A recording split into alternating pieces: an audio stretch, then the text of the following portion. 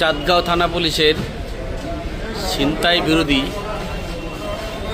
সাঁড়াশি অভিযান পরিচালনা করিয়া বিভিন্ন স্পট হইতে 12 জন ছিনতাইকারীকে হাতে নাতে গ্রেপ্তার করা হয় এবং তাদের নিকট হইতে ছিনতাই কার্যে ব্যবহৃত দেশীয় অস্ত্র চাপাতি, চাকু, ছুরা ও রামদার উদ্ধার করা হয়।